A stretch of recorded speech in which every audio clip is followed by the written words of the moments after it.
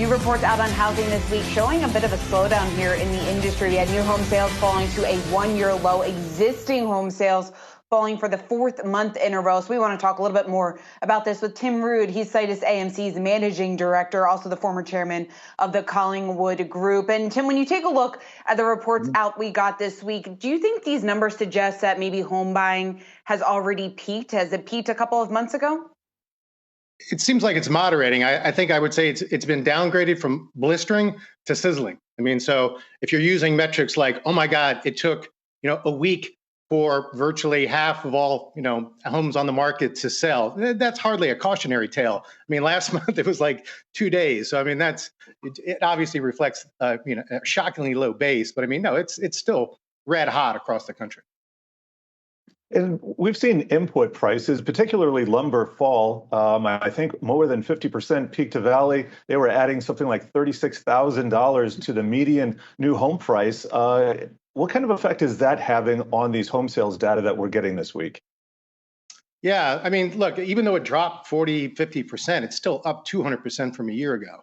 And the supply chain for new home construction has never really fully recovered from the great financial crisis.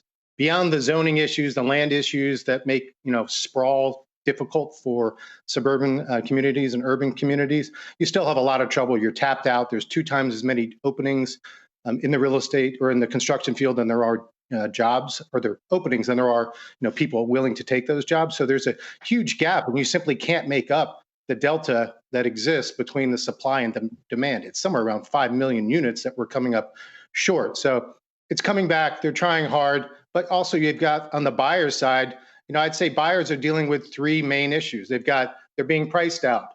They're freaked out. And quite frankly, they're tapped out, right? So they don't have enough money to, keep chasing this market.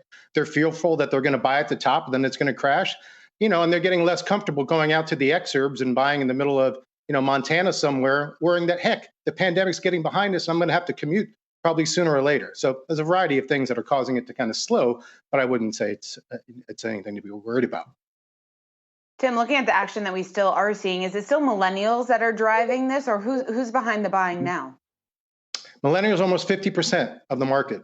And you've got millions of millennials coming of age every year. I think it's about 2-3 million a year that are getting into that 32, 33-year-old range, which is the prime home buying age. And right behind it, you've got all this stored demand where you've got younger Americans, young adults in their 20s, 50-odd% of them are living at home with their parents. So that means they're probably saving some money, they're getting ready to pop out, and they're probably going to get some help with their parents who are tired of seeing them, sleeping on the couch every morning. What's your long-term view of the market? Just thinking out to the rest of the decade into the late 20s, do you see any secular trends in housing? Because I've talked to portfolio managers who believe that the rising tide of millennials and Gen Z purchasing homes, there's going to be some ebbs and it's going to wane and wax, in other words. But he believes, this is Bill Smead, that the housing trends are going to persist throughout the end of the decade. I don't see why not. I mean, again, you get the economic tailwinds, assuming that you don't have some sort of a financial crisis, some exogenous event that you can't predict. There's no reason, just from pure supply and demand standpoint, that the housing would tap out. There's a lot of changes that are going on. I'd say like the migration that you've seen from the Northeast, the Midwest, the coastal towns in California. That's been going on for a decade. So you're still seeing that pattern play out as people are leaving those areas and moving to the Southeast, the Southwest, inland mountain areas, regions.